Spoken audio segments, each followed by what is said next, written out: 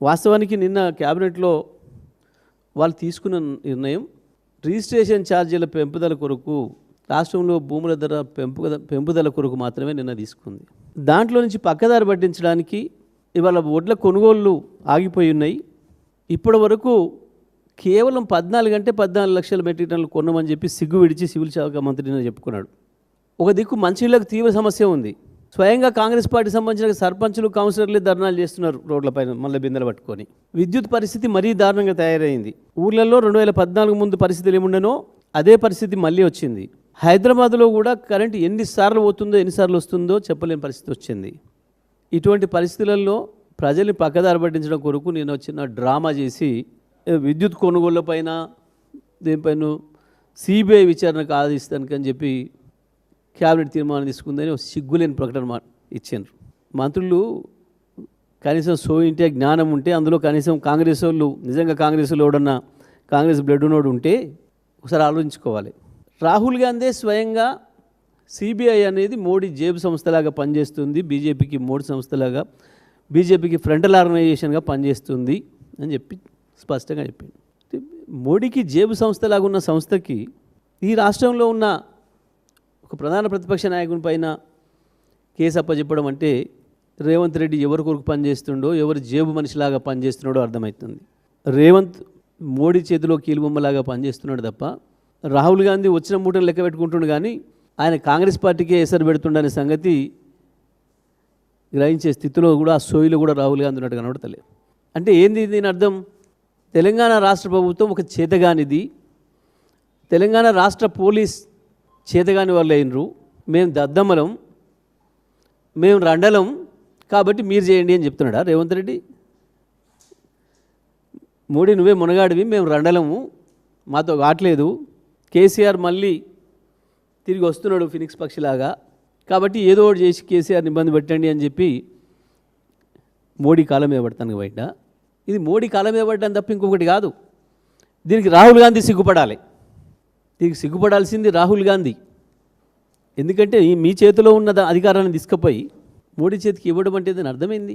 ఇంకా ఆశ్చర్యకరమైన విషయం, అసలు ఈ లోకురంటే ఆయన ఛార్జీ తీసుకున్నాడా, ఈ రిపోర్ట్ ఇచ్చిండా, ఇస్తే ఎప్పుడు ఇచ్చిండు, ఇది ఎక్కడుంది, ఇన్ని రోజులు ఎక్కడ దాచిపెట్టిండ్రు, ఎవరికైనా తెలుసా? ఈ రాష్ట్రంలో లోకురంటేనే మమ్మల్ని ఏం విచారణ చేయలే, విచారణే జరగలేదు, లోకూర్ నాయకత్వంలో విచారణే జరగలేదు.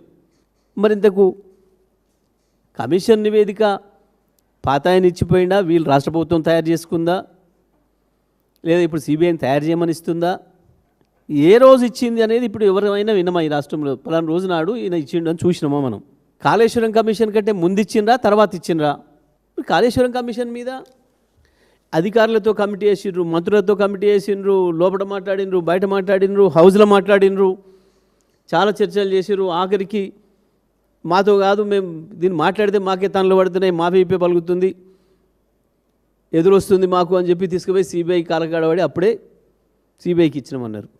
ఎందుకు? ఇది నిజంగా నివేదిక కనుక జస్టిస్ లోకూర్ గారే ఇచ్చుంటే ఎందుకు పెట్టలే? మీ సిబిఐ విచారణలకు, మీ ఎఫ్బిఐ విచారణలకు, మీ కేజీబీ విచారణలకు, మీ మొసాద్ విచారణలకు భయపడే స్థితిలో లేడు కేసీఆర్. ఈ విచారణలు ఏమీ చేయలేవు మమ్మల్ని. మేమే కదా ఛాలెంజ్ చేసినాం నిండు శాసనసభలో. మీకు మొక్కాలు ఉంటే, మీకు దమ్ము ఉంటే, మీకు ధైర్యం ఉంటే శాసనసభలో పెట్టాల్సి ఉంటుంది. ఒకవేళ ఇచ్చింది నివేదిక నిజమే, సుప్రీంకోర్టు రిటైర్డ్ జడ్జి గారి కనుక ఇచ్చి ఉంటే నిజమే, ఎవడి మీద చేయాలి వాస్తవాన్ని విచారణ? ప్రజలు సిద్ధంగా ఉన్నారు. మీ ముఖాలకు కేసీఆర్ ఇచ్చిన కరెంటు ఇవ్వలేకపోతున్నారు. చక్కగా కరెంటు ఇవ్వలేకనే వేలాది మంది రైతులని పుట్టన పెట్టుకున్నారు. కరెంటు ఇవ్వలేకనే లక్షలాది మంది కార్మికులను పుట్టన పెట్టుకున్నారు. ఫ్యాక్టరీలు బంద్ అయ్యి కరెంటు ఇవ్వలేకనే ఆనాడు రైతు కూలీలు అందరూ కలిసి వలసలు పోయేటట్టు చేసినారు. కేసీఆర్ ఒక్క ఏడాదిలోని సరిదిద్ది బ్రహ్మాండంగా 24 గంటల కరెంట్ ఇచ్చిపోతే దాన్ని నడపడం కూడా చేతగానే వెదవలు మీరు ఇవ్వాలి. ప్రతిదీ విరగొట్టుడు, నరికేసుడు, నాశనం చేసుడు, కూలగొట్టుడు తప్ప మీ ముఖాలకి కనీసం కేసీఆర్ గారు పెంచిన చెట్లను పెంచే స్తోయి కూడా లేదు. ఎక్కడికక్కడ నరుకుతున్నారు దుర్మార్గంగా. మీ మీద జరపాలి విచారణ. ఎందుకు నడపలేకపోతున్నారు సన్నాసులారా? 24 గంటలు కరెంట్ ఇచ్చిన కేసీఆర్ లాగా ఎందుకు ఇవ్వలేకపోతున్నారు? ఇది కూడా తెలవాలి ప్రజలకు. కారణం నిజమే ఎందుకు ఇవ్వలేకపోతున్నారు అనేది. కేసీఆర్ గారు ఉండగా ఒక రోజు ఒక నిమిషం కూడా ఎప్పుడు ఏ రంగానికి కూడా విద్యుత్ ఆపొద్దు అని సీరియస్గా ఎంత ఖర్చు అయినా ఛార్జీలు ఎక్కువైనా సరే కరెంటు ధరలు ఎక్కువైనా సరే కొనాల్సిందే ఇవ్వాల్సిందే ప్రజలకు ఒక నిమిషం కూడా కరెంటు పోనివ్వకండి ఆ సమయంలో అని చెప్పి ఎంత ఖర్చు అయినా భరించి విద్యుత్ కొనుగోలు చేసి కేసీఆర్ గారు ప్రజలకు అందించే ప్రయత్నం చేశారు. ఇవాళ దాని నుంచి తప్పించుకోవడం కొరకు పీక్ అవర్స్లో ఏదైతే విద్యుత్ ధరలు ఎక్కువ ఉంటాయో విద్యుత్కి ఆ టైంలో తప్పించుకోవడం కొరకు నాటకాలు చేసి మొత్తం బంద్ చేసినారు. నేను వాళ్ళు ఒకటే అడుగుతున్నా, ఏ మంత్రి అయినా సరే ఎవడు దమ్మునోడు ఎవడొస్తాడో ఛాలెంజ్ చేస్తున్నా, ఎప్పుడైనా రాత్రిపూట ఒక్కసారి పవర్ ఉంటుందా? 12 గంటలు మాత్రమే రైతాంగానికి విద్యుత్ అందుతుంది. ఈ విషయంలో ఏ దేనికైనా నేను సిద్ధంగా ఉన్నా చర్చకు. ఏ రైతునైనా అడుగుదాంపై కేవలం 12 గంటలే ఇస్తున్నారు. గ్రామాలలో ఇండ్లకు కూడా విద్యుత్ మళ్ళీ ఎప్పుడు వస్తుందో ఎప్పుడు పోతుందో తెలియని పరిస్థితి వచ్చింది. హైదరాబాద్ నగరంలో కూడా అదే పరిస్థితి వచ్చింది. గిరిపితే మీ మీద జరపాలి విచారణలు. మీ చేతగంతనం మీద మీ రండతనం మీద విచారణలు జరపాలి. రండగాడు పెళ్లి చేసుకున్నట్టు ప్రభుత్వం నడుపుతామని వచ్చిండ్రు. ఎందుకు రావాలి చేతగానోడు? పనికి మళ్ళీ దద్దమ్మలు ఎందుకు కుర్చీలో కూర్చోవాలి?